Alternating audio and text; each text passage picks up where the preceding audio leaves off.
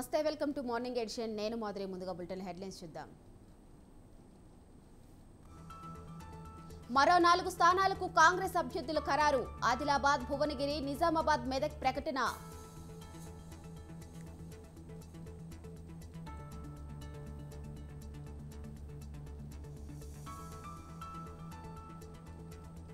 AP BJP assembly అభ్యర్థుల జాబితా విడుదల. ఇప్పటికే ఎంపీ స్థానాలను ప్రకటించిన కమలం.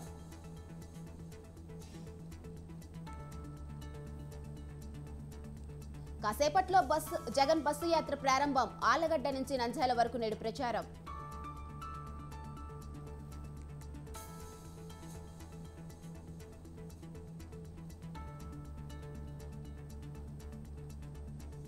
ఉమ్మడి అనంతపురం జిల్లాలో నేడు బాబు పర్యటన. సాయంత్రం కదిరిలో టీడీపీ అధినేత ప్రజాగళం సభ.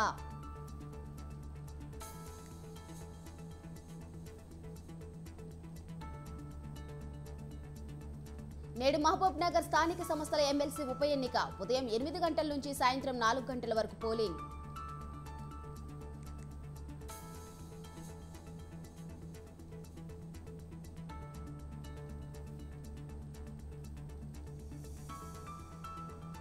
రాజేంద్రనగర్లో భారీ అగ్ని ప్రమాదం. కాటేదానిలోని ఓ ఫ్యాక్టరీలో చెలరేగిన మంటలు.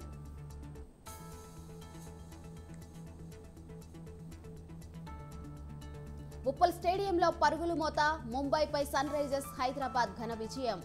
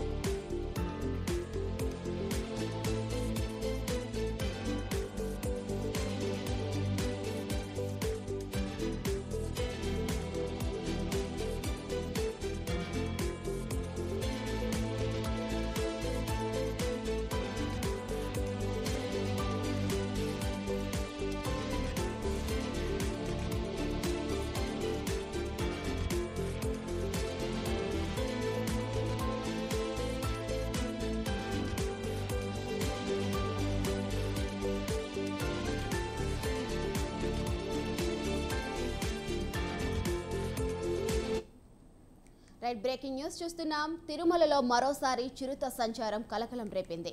అలిపిరి నడక మార్గంలో చిరుత సంచరిస్తుందని ప్రచారం జరిగింది. అర్ధరాత్రి దాటాక నడక మార్గానికి సమీపంలో చిరుత సంచరించడం గుర్తించారు భక్తులు. ఈ దృశ్యాలు ట్రాప్ కెమెరాలు రికార్డయ్యాయి. అప్రమత్తమైన టీటీడీ, విజిలెన్స్ అధికారులు భక్తులకు భద్రత కల్పిస్తున్నారు.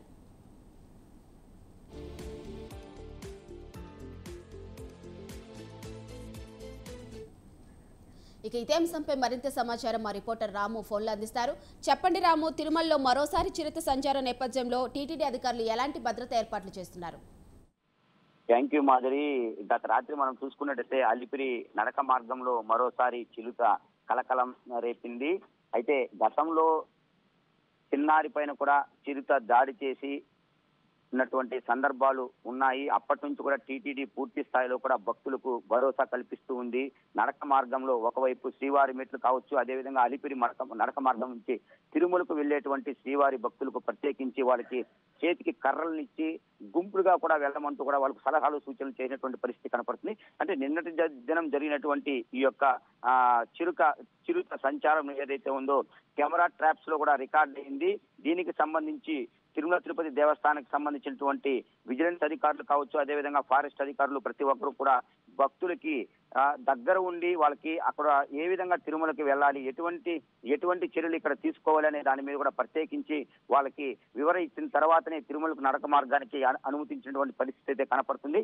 గతంలో అనేక సార్లు చిరుత ఇదే విధంగా పిల్లల్ని లాక్కెళ్లడము, అడవిలో వదిలేయటం లాంటివి జరిగింది.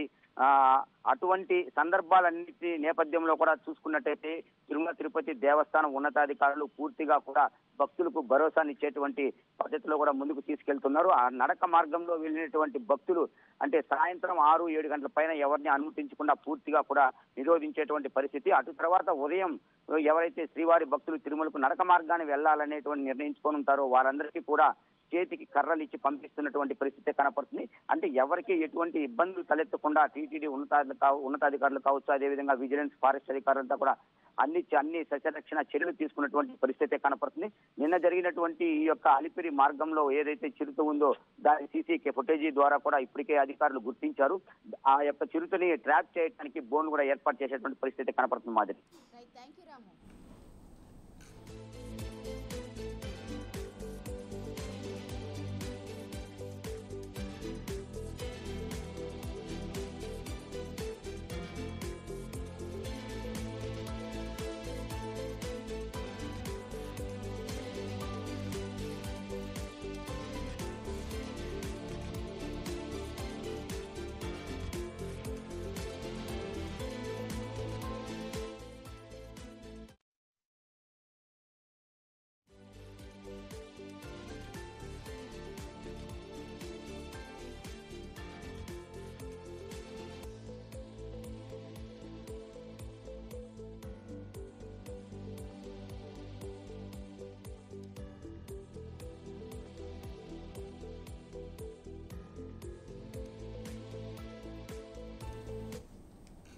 బ్రేకింగ్ న్యూస్ చూస్తున్న మహబూబ్ నగర్ స్థానిక సంస్థల ఎమ్మెల్సీ ఉప ఎన్నికలకు పోలింగ్ ప్రారంభమైంది.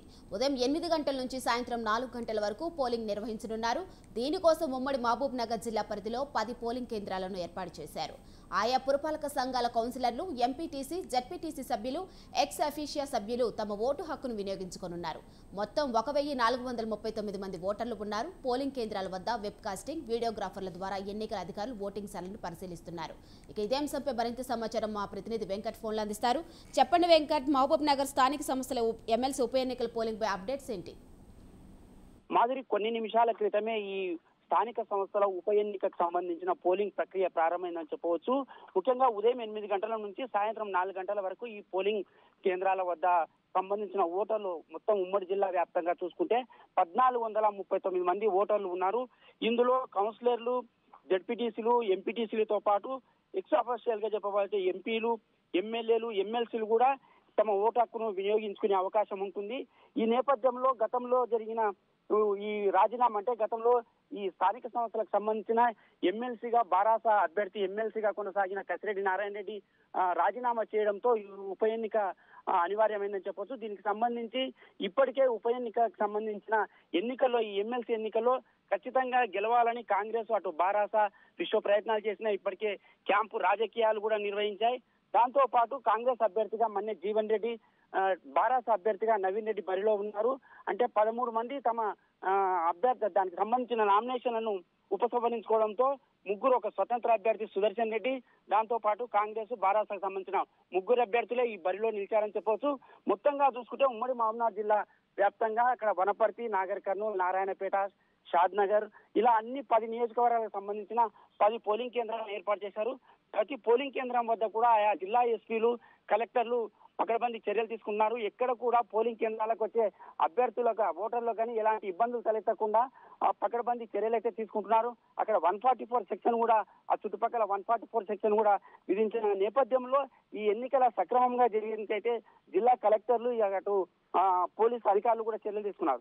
ఏది ఏమైనప్పటికీ ఈ ఉప ఎన్నిక మహబూబ్ నగర్ జిల్లాకు సంబంధించిన ఉప ఎన్నిక వచ్చే ఎంపీ ఎలక్షన్స్ కు సంబంధించిన దానికి ప్రభావం ఉంటుందనే ఈ నిశ్చయంతోనే, అంటే దీనికి సంబంధించి అటు బారాస కానీ ఇటు కాంగ్రెస్ కానీ చాలా ప్రతిష్టాత్మకంగా తీసుకున్నాయని చెప్పవచ్చు.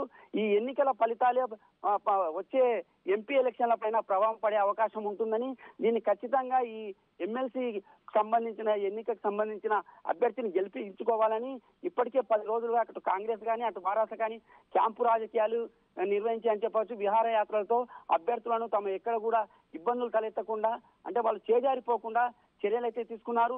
దీనికి సంబంధించి ఒక్కో అభ్యర్థికి కూడా 3 నుంచి 5 లక్షల నగదును కూడా ఇచ్చిన సమాచారం అయితే మనకుంది. అంటే కొనడమే దీనికి సంబంధించి ఈ ఎన్నికల్లో అభ్యర్థులు ఓటర్లు ఎవరైతే ఉన్నారో ప్రజాప్రతినిధులు వారి కొనడమే లక్ష్యంగా ఇరు పార్టీలు కూడా ముందుకు సాగాయని చెప్పొచ్చు. ఈ నేపథ్యంలో ఉదయం 8 గంటల నుంచి సాయంత్రం 4 గంటల వరకు ఈ ఎన్నిక జరగనుంది. ఎన్నికకు సంబంధించి నిన్ననే ప్రతి జిల్లా కేంద్రం నుంచి కలెక్టరేట్ నుంచి ఆయా పోలింగ్ కేంద్రాలకు సామాగ్రిని కూడా అధికారులు తరలించారు. ఎక్కడ కూడా ఎలాంటి ఇబ్బందులు తలెత్తకుండా ఇప్పటికే 10 రోజుల నుంచి అక్కడ సిబ్బందికి కూడా వాళ్ళకు శిక్షణ ఇచ్చారని చెప్పవచ్చు. ఈ ఎన్నికలకు సంబంధించి ఎలాంటి ఇబ్బందులు తలెత్తకుండా పోలీసులు అయితే కట్టుదిట్టమైన చర్యలు తీసుకున్నారు. భారీ బందోబస్తు ఏర్పాటు చేశారు. ప్రజాప్రతినిధులు కూడా తమ అభ్యర్థులను కూడా క్యాంపు నుంచి అంటే ఎక్కడైతే హైదరాబాద్ కానీ ఇతర ప్రాంతాల నుంచి డైరెక్ట్ గా నేరుగా పోలింగ్ కేంద్రాల వద్దకే తరలించేందుకైతే ఏర్పాట్లు కూడా చేశారు. సాయంత్రం 4 గంటల వరకు ఈ పోలింగ్ సరళిని అధికారులు పర్యవేక్షిస్తున్నారు. ప్రతి కేంద్రం వద్ద కూడా వెబ్ ఏర్పాటు చేస్తున్నారు. ఎక్కడ కూడా ఎలాంటి ఇబ్బందులు తలెత్తకుండా అయితే అధికారులు అయితే చర్యలు తీసుకుంటున్నారు. Madhu. Right, thank you Venkat.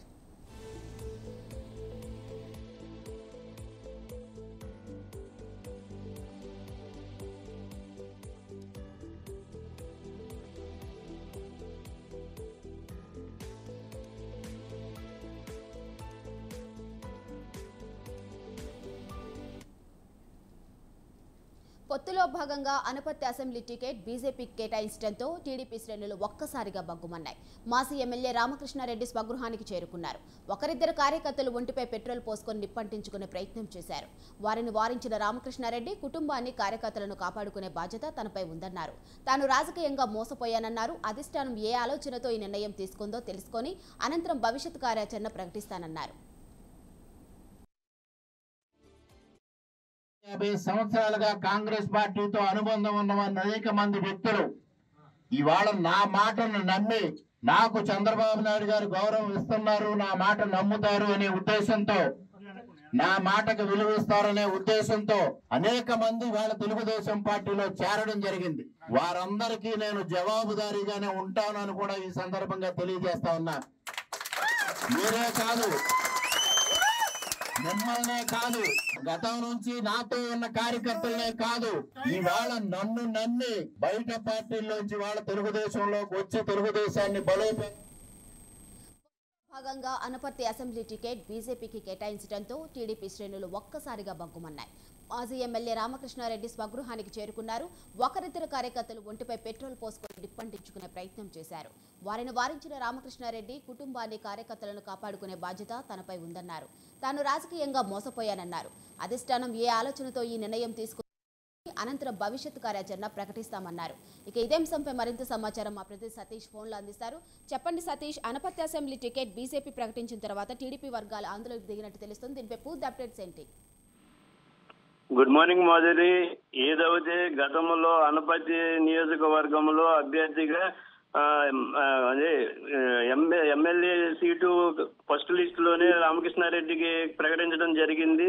తర్వాత ఇప్పుడు బీజేపీతో కూటమి జరిగిన తర్వాత మరలా అంటే నిన్న వచ్చిన ములుగుపాటి శివరామకృష్ణరాజుకు అక్కడ సీటు కన్ఫర్మ్ చేయడంతో అక్కడ అంటే రామవరం గ్రామానికి చెందిన మొత్తం ప్రజలు అనపర్తి నియోజకవర్గంలో ఉన్న కార్యకర్తలు అందరూ కూడా ఒక్కసారిగా అనపర్తి అసెంబ్లీ టికెట్ బీజేపీకి చెందడం ఏంటి, ఎప్పటి నుంచో స్థానికంగా ఈయన ఉన్నారు కదా, ఈయన యొక్క తెలుగుదేశంలో ఒక క్యారెక్టర్ ఉంది కదా అన్న ఆందోళనతో మొత్తం కార్యకర్తలందరూ కూడా ఒకేసారి ఇంటికి వెళ్లి గుంపుగోడుగా చేరడం జరిగింది. ఇది రాత్రి అంతా 9:30 ప్రాంతంలో తెలుగుదేశం మొదటి లిస్ట్ లోనే నా పేరు వచ్చింది కదా అని తర్వాత లిస్ట్ లో బీజేపీతో ఉండటం ఏంటని చెప్పి శివరామకృష్ణ సీటు ప్రకటించడంతో ఇక్కడ కార్యకర్తలు అందరూ కూడా అధిక సంఖ్యలో చేరుకోవడం, మాజీ ఎమ్మెల్యే రామకృష్ణారెడ్డి ఇంటికి చేరుకోవడం జరిగింది.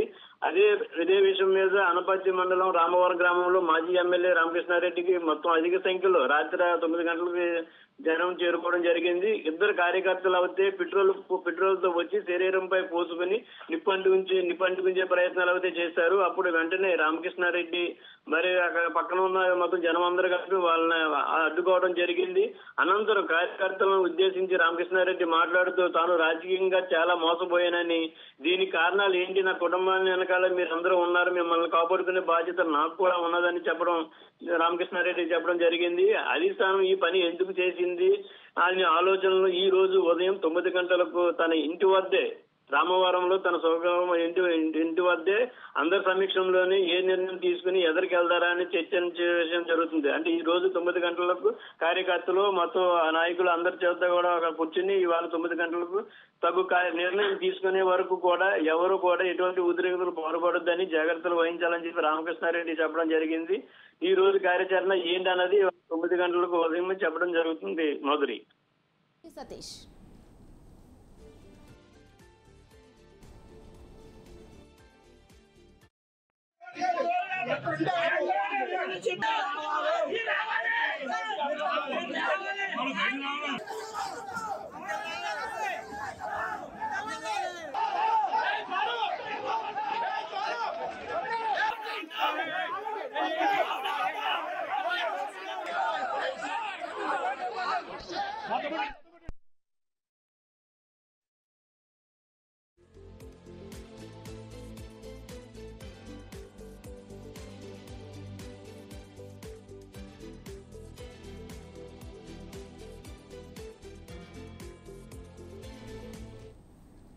బ్రేకింగ్ న్యూస్ చూస్తున్నాం. ఏపీలో ఎన్నికలు సమీపిస్తున్న వేళ ప్రచారం జోరందుకుంటుంది. ఇప్పటికే వైసీపీ అధినేత సీఎం జగన్ ప్రచారాన్ని ప్రారంభించారు. మొదటి రోజు ప్రొద్దుటూరులో బహిరంగ సభ నిర్వహించారు. ఉదయం స్థానికులతో చర్చలు, సాయంత్రం బహిరంగ సభల్లో పాల్గొంటూ ముందుకు వెళ్తున్నారు. నిన్న రాత్రి నంద్యాల జిల్లా ఆళ్లగడ్డలో బస చేసిన జగన్ ఇవాళ రెండో రోజు అక్కడి నుంచే బస్సు యాత్ర ప్రారంభించనున్నారు. ఉదయం 10 గంటలకు బస్సు యాత్ర ప్రారంభమవుతుంది. ఆళ్లగడ్డ నుంచి నల్లగట్ల, బత్తులూరు, ఎర్రగొట్ల చేరుకొని గ్రామస్తులతో ముఖాముఖి కార్యక్రమంలో పాల్గొంటారు. అనంతరం గోవిందపల్లి మీదుగా చాబోలు శివారులో భోజన విరామం తీసుకుంటారు. ఇక ఇదే అంశంపై మరింత సమాచారం మా ప్రతినిధి శ్రీనివాసులు ఫోన్లో అందిస్తారు. చెప్పండి శ్రీనివాస్. వైఎస్ఆర్ కాంగ్రెస్ పార్టీ అధ్యక్షులు రాష్ట్ర ముఖ్యమంత్రి వైఎస్ జగన్మోహన్ రెడ్డి మేమంతా సిద్ధం బస్సు యాత్ర రెండో రోజు కార్యక్రమంలో భాగంగా ఇవాళ నంద్యాల జిల్లాలో పర్యటిస్తున్నారు. ప్రధానంగా ఈ నంద్యాల ఆళ్లగడ్డ నుంచి ఉదయం 10 గంటలకు ప్రారంభమవుతుంది. ఆళ్లగడ్డలో నల్లగట్ల, బత్తులూరు, ఎర్రగుంట్ల చేరుకొని అక్కడ గ్రామస్తులతో జరిగే ముఖాముఖి కార్యక్రమంలో జగన్మోహన్ రెడ్డి పాల్గొంటారు. ప్రజల నుంచి ఈ 5 ఏళ్ల కాలంలో ప్రభుత్వం అమలు చేస్తున్న సంక్షేమ పథకాలు ఎలా ఉన్నాయి, ఎక్కడైనా లబ్ధిదారులకు లోటుపాట్లు ఉన్నాయా, ఈ కార్యక్రమం అమలు చేయడంలో ప్రజలు ఏమైనా ఇబ్బందులు ఎదుర్కొంటున్నారా అన్న అంశాలపై ముఖ్యమంత్రి వైఎస్ జగన్మోహన్ రెడ్డి గ్రామస్తులతో జరిగే ముఖాముఖి కార్యక్రమంలో ప్రజల నుంచి సమాధానాలు రాబట్టే కార్యక్రమాన్ని చేపట్టనున్నారు.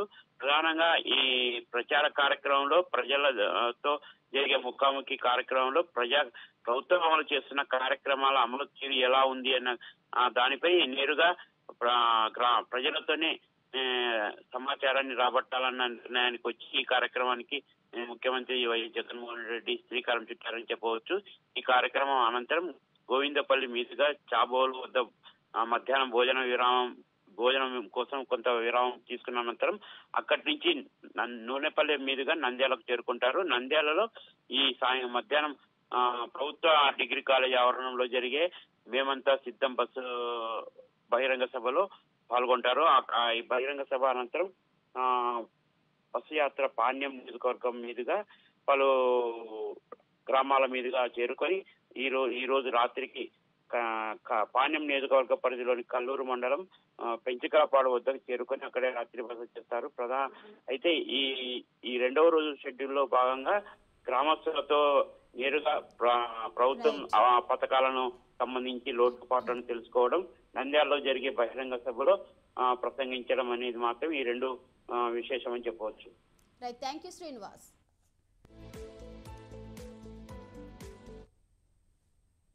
ప్రజాగలం పేరుతో ఎన్నికల ప్రచారం ప్రారంభించిన టీడీపీ అధినేత చంద్రబాబు ఇవాళ అనంతపురం జిల్లాలో పర్యటించనున్నారు. ఎన్నికల శంఖారావంలో భాగంగా రాప్తాడు, బుక్కరాయి సముద్రంలో బహిరంగ సభల్లో పాల్గొంటారు. పార్టీ శ్రేణులు ప్రజల్లో చైతన్యం నింపుతూ ముందుకు కదులుతున్నారు చంద్రబాబు. కూటమి విజయమే లక్ష్యంగా చంద్రబాబు ప్రచార శంఖారావం పూరించారు. బహిరంగ సభకు పార్టీ శ్రేణులు ప్రజలు పెద్ద ఎత్తున హాజరయ్యేలా ప్రత్యేక చొరవ చూపుతున్నారు పార్టీ అభ్యర్థులు, ముఖ్య నాయకులు. ఇక ఇదే అంశంపై మరింత సమాచారం మా ప్రతినిధి జీవన్ ఫోన్లో అందిస్తారు. చెప్పండి జీవన్. Thank you Madhuri. సార్వత్రిక ఎన్నికల శంఖారావంలో భాగంగా నేడు అనంతపురం జిల్లాలో టీడీపీ అధినేత చంద్రబాబు నాయుడు పర్యటించనున్నారు. ఎన్నికలకు పార్టీ కార్యకర్తలను, ప్రజలను సంసిద్ధం చేసేందుకు ఆయన ప్రజాగలం పేరుతో ఇవాళ రాప్తాడు నియోజకవర్గంలోను, సింగనమల నియోజకవర్గంలో ఏర్పాటు చేసిన బహిరంగ సభలో పాల్గొనున్నారు. ఈ సభ ముఖంగా ఆయన కూటమి విజయమే లక్ష్యంగా పనిచేయాలని పార్టీ క్యాడర్ కు దిశానిర్దేశం చేయడంతో పాటుగా వైఎస్ఆర్సీపీ ప్రభుత్వం వైఫల్యాలను ఎండగడుతూ ప్రజలను చైతన్యం చేసే ప్రయత్నం చేస్తూ టీడీపీ కూటమి అధికారంలోకి వస్తే ఎలాంటి అభివృద్ధి సంక్షేమ పథకాలు ప్రజలకు అందిస్తామనే అనే అంశాలను ఆయన తెలియజేయనున్నట్లు ఈ సభ ముఖ్యంగా తెలుస్తోంది. ఈ అంశాల పట్ల ప్రజల్లో చైతన్యం నింపడమే ధ్యేయంగా ఆయన ఇవాళ అనంతపురం జిల్లాలో పర్యటిస్తున్నారు. రాప్తాడు సింగనమల నియోజకవర్గంలో నిర్వహించే ప్రజాగలం బహిరంగ సభలకు పార్టీ శ్రేణులు ప్రజలు పెద్ద ఎత్తున హాజరయ్యేలా పార్టీ నాయకులు అసెంబ్లీ నియోజకవర్గాల అభ్యర్థులు ప్రత్యేక చొరవ చూపుతున్నారు. రాప్తాడులో ఏర్పాటు చేసిన బహిరంగ సభ ఏర్పాట్లను మాజీ మంత్రి పరిటాల సునీతతో పాటు ఆమె సైనుడు పరిటాల శ్రీరామ్ కూడా ఈ ఏర్పాట్లను పరిశీలించారు. సింగనమల నియోజకవర్గంలో ఏర్పాటు చేసిన బహిరంగ సభ ఏర్పాట్లను సింగనమల నియోజకవర్గ అభ్యర్థి బండారు శ్రావణిశ్రీ, నిశ్శబ్ద కమిటీ సభ్యులు ఆలం నరసింహనాయుడు, ముంటిబడుగు కేశవరెడ్డి ముఖ్య నాయకులు ఈ సభ ఏర్పాట్లను పరిశీలించడం జరిగింది. ఇవాళ రాప్తాడు నియోజకవర్గ సభకు చంద్రబాబు నాయుడు 11 గంటలకు చేరుకొని అక్కడ ప్రజలను ఉద్దేశించి ఆయన ప్రసంగించనున్నారు. అనంతరం సింగనమల సభకు 2:30 గంటలకు చేరుకొని అక్కడ ప్రజలను ఉద్దేశించి ప్రసంగించనున్నారు. అనంతరం 4:30 గంటలకు కదిరి నియోజకవర్గానికి బయలుదేరినట్లు తెలుస్తోంది. మాధురి. Thank you Jeevan.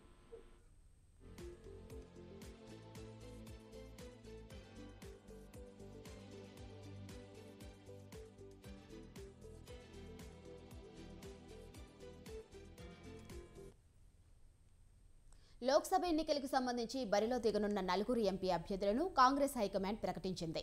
తాజాగా 14 మంది ఎంపీ అభ్యర్థులతో 8వ జాబితాను విడుదల చేసింది. ఇందులో తెలంగాణ నుంచి మరో 4 స్థానాలకు అభ్యర్థులను ఖరారు చేసింది.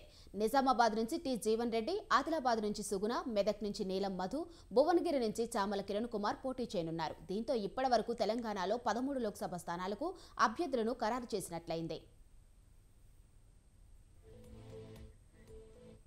ఇక ఇదే అంశంపై మరింత సమాచారం మా బ్యూరో చీఫ్ నరేష్ ఫోన్లో అందిస్తారు. చెప్పండి నరేష్. మాధురి, గతంలో కాంగ్రెస్ పార్టీ కొన్ని స్థానాలను ప్రకటించింది. తాజాగా మరొక 4 స్థానాలను ప్రకటించింది. తెలంగాణ వ్యాప్తంగా మొత్తం 17 లోక్సభ స్థానాలు ఉంటాయి. ఇప్పటి వరకు కాంగ్రెస్ 13 స్థానాలను ప్రకటించింది. మరొక 4 స్థానాల్లో అభ్యర్థులను ఖరారు చేయాల్సి ఉంది. వరంగల్, ఖమ్మం, కరీంనగర్, హైదరాబాద్ ఈ 4 పార్లమెంట్ నియోజకవర్గాలకు మినహా తెలంగాణ వ్యాప్తంగా ఉన్న మిగిలిన 13 పార్లమెంట్ నియోజకవర్గాలకు అభ్యర్థులను ఖరారు చేసింది. తాజాగా నిజామాబాద్ నుంచి మాజీ మంత్రి ఎమ్మెల్సీ జీవన్ రెడ్డి, భువనగిరి నుంచి టీపీసీసీ ఉపాధ్యక్షుడు రేవంత్ రెడ్డికి అత్యంత సన్నిహితుడిగా ఉండే చామల కిరణ్ కుమార్ రెడ్డి, మెదక్ నుంచి బీసీ సామాజిక వర్గానికి ముదిరాజ్ సామాజిక వర్గానికి చెందిన నీలం మధు ముదిరాజ్ కి, ఆదిలాబాద్ నుంచి వైద్యురాలిగా ఆదిలాబాద్ జిల్లాలో ప్రముఖ వైద్యులుగా పేరున్న ఆత్రం సుగుణ కుమారి ఈ 4గురిని అభ్యర్థులుగా ఖరారు చేస్తూ నిన్న కాంగ్రెస్ పార్టీ నిర్ణయం తీసుకుంది. నిన్న ఏఐసీసీ కార్యాలయంలో జరిగిన కాంగ్రెస్ కేంద్ర కమిటీ సమావేశంలో ఈ 4 పేర్లను ఖరారు చేస్తూ కాంగ్రెస్ పార్టీ నిర్ణయం తీసుకుంది. అనుగుణంగా ఈ 4 పేర్లతో కూడిన జాబితాను కాంగ్రెస్ పార్టీ రిలీజ్ చేసింది. ఇంకా మిగిలిన 4 స్థానాలకు సంబంధించి కూడా 1-2 రోజుల్లో మరోసారి కాంగ్రెస్ పెద్దలు సమావేశమై ఆ 4 స్థానాలకు సంబంధించి కూడా నిర్ణయం తీసుకునే అవకాశాలు మనకు కనిపిస్తా ఉన్నాయి. ఎందుకంటే కాంగ్రెస్ తన తొక్కుడు మీద ఉంది. అసెంబ్లీ ఎన్నికల ఫలితాలను పార్లమెంట్ ఎన్నికల్లో రిపీట్ చేయాలి అన్న పట్టుదలగా ఉన్న కాంగ్రెస్ పార్టీ ఎక్కడా కూడా పొరపాట్లు చేయకుండా ఆచితూచిగా వ్యవహరిస్తుంది. అందులో భాగంగా సామాజిక సమీకరణాలతో పాటు ఏకగ్రీవంగా అభ్యర్థులను ఖరారు చేసేందుకే అధిక ప్రాధాన్యతనిస్తుంది. ఎందుకంటే నాయకులందరితో సంప్రదింపులు జరిపిన తర్వాతనే అభ్యర్థులను ఖరారు చేస్తుంది. అందరి అభిప్రాయాలను పరిగణలోకి తీసుకొని టికెట్లు ఆశించిన వారిని బుజ్జగించిన తర్వాతనే అధికారికంగా జాబితాను విడుదల చేస్తుంది. ఎందుకంటే నాయకుల మధ్య తలెత్తి చిన్న మనస్పర్ధ అయినా పార్టీకి నష్టం చేకూరుస్తుంది. కాబట్టి నేతలు ఎవరూ బహిరంగంగా మాట్లాడకుండా అందరి అభిప్రాయాలు సేకరించిన తర్వాత వారి ఆమోదంతోనే అభ్యర్థులను ఖరారు చేసే ఒక వ్యూహానికి కాంగ్రెస్ అనుసరిస్తుంది. ఆ వ్యూహానికి పదును పెడుతూ ఉంది. అందులో భాగంగానే ఒక్కొక్కటిగా అభ్యర్థులను ఖరారు చేస్తుంది. అయితే తెలంగాణ వ్యాప్తంగా బీజేపీ, బీఆర్ఎస్ ప్రధాన ప్రత్యర్థులుగా ఉన్నాయి కాంగ్రెస్ పార్టీకి. ఈ 2 పార్టీలు ఇప్పటికే 17 పార్లమెంటు స్థానాలను ప్రకటించాయి. అయినప్పటికీ కొన్ని స్థానాల్లో హడావుడిగా బీజేపీ, బీఆర్ఎస్ అభ్యర్థులను ప్రకటించాయి. ఆ క్షేత్రస్థాయిలో కార్యకర్తల నుంచి కానీ పార్టీ శ్రేణుల నుంచి కానీ బీజేపీ, బీఆర్ఎస్ కొంతమంది ఎంపీ అభ్యర్థులకు సహకారం అందట్లేదు. కాబట్టి కొంతమంది అభ్యర్థులను మార్చాలి అన్న ఆలోచనతో కూడా బీఆర్ఎస్, బీజేపీలు ఉన్నాయి. కానీ కాంగ్రెస్ మాత్రం ఆచితూచిగా వ్యవహరిస్తూ నిర్ణయం ఆలస్యమైనా పర్లేదు, కానీ అభ్యర్థులను మారిస్తే తప్పుడు సంకేతాలు ప్రజలకు వెళ్తాయి అన్న ఆలోచనతో కాంగ్రెస్ పార్టీ ఆచితూచిగా వ్యవహరిస్తోంది. కొంత ఆలస్యమైనా పర్లేదు, పకడ్బందీగా అభ్యర్థులను ఎంపిక చేయాలి అని ఒక వ్యూహాన్ని అనుసరిస్తుంది. అందులో భాగంగా ఇప్పటికీ 13 మంది అభ్యర్థులను ప్రకటించారు. మరొక 4 అభ్యర్థులను 1-2 రోజుల్లో ప్రకటించే అవకాశాలు మనకు కనిపిస్తా ఉన్నాయి. మాధురి. Thank you Naresh.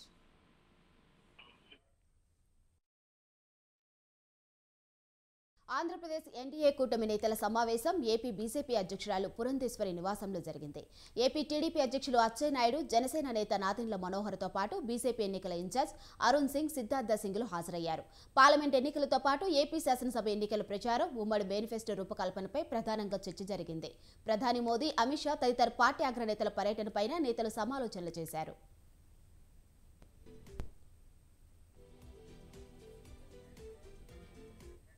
ఇక ఇదే అంశంపై మరింత సమాచారం మా ప్రతినిధి సంతోష్ ఫోన్లో అందిస్తారు. చెప్పండి సంతోష్.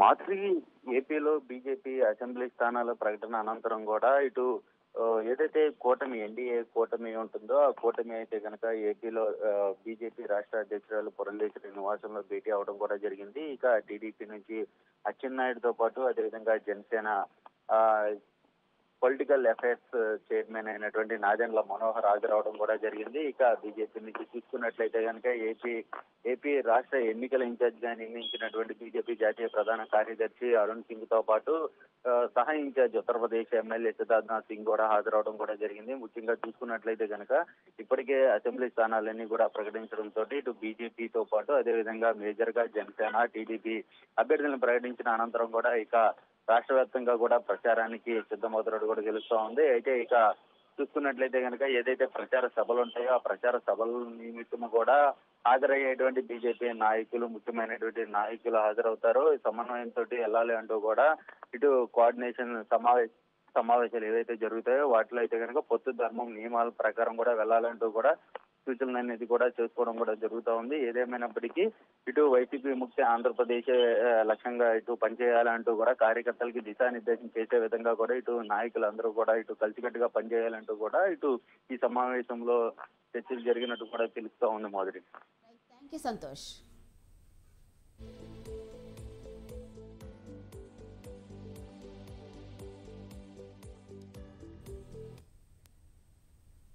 తిరుపతిలో విజిలెన్స్ అండ్ ఎన్ఫోర్స్మెంట్ అధికారులు దాడులు నిర్వహించారు. టీడీపీ నేత బాలసుబ్రహ్మణ్యం ఇంటిలో తనిఖీలు చేపట్టారు. రాత్రి 8 గంటల సమయంలో ఇంట్లోకి ప్రవేశించి గంటన్నర పాటు సోదాలు నిర్వహించారు. ఇంట్లో వాహనాల్లో ఏమీ దొరక్కపోవడంతో పోలీసులు వెనుతిరిగి వెళ్లిపోయారు. పోలీసుల ఆకస్మిక దాడులతో ఇంట్లో కుటుంబ సభ్యులు భయపడ్డారన్నారు బాలసుబ్రహ్మణ్యం. నీతిగా రాజకీయాలు చేయడం తన తండ్రి నుంచి నేర్చుకున్నానని అన్నారు బాలసుబ్రహ్మణ్యం.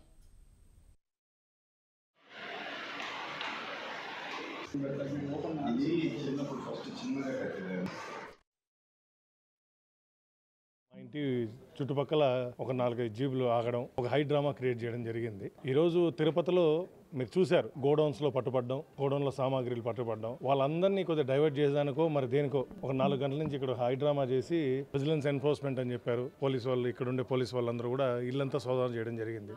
అడిగా ఇల్లు ఎందుకు సోదా చేయడం అవసరం ఏముంది అని, కాకపోతే అనువు మేము చెక్ చేయాలి, మాకు ఇన్ఫర్మేషన్ ఉంది అన్నారు. ఈరోజు మాలాంటి ఇంటి పైన దాడి చేయడం చాలా హీనమైన చర్య. ఇంకొక ఇష్యూని డైవర్ట్ చేసేదానికో ఇంకో దానికోసం మా పైన ఇలాంటి యాక్షన్ చేయడం చాలా బాధాకరం. ప్రజాక్షేత్రంలో గెలుచుకోవాలి. ఇలాంటి తిరుపతి లాంటి ప్రదేశంలోనే ఒక భద్రత లేకుండా పోయింది. ఇంట్లో దూరి చెకింగ్ చేయడం అంటే చాలా బాధ. ఇవన్నిటికి కూడా రాబోయే రోజుల్లో సమాధానం చెప్తాం. ఖచ్చితంగా ఇవన్నిటికి కూడా బాధ్యత వహించాలి. ఎవరైతే ఇది అన్ని చేస్తున్నారో వాళ్ళందరూ కూడా బాధ్యత వహించేటట్టుగా తగిన చర్యలు తీసుకునే విధంగా కూడా మేము కూడా చూస్తాం. ఒక 4 గంటల నుంచి మా ఇంటి చుట్టుపక్కల ఇవి మార్నింగ్ ఎడిషన్ అప్డేట్స్ చూస్తూనే ఉండండి స్వతంత్ర.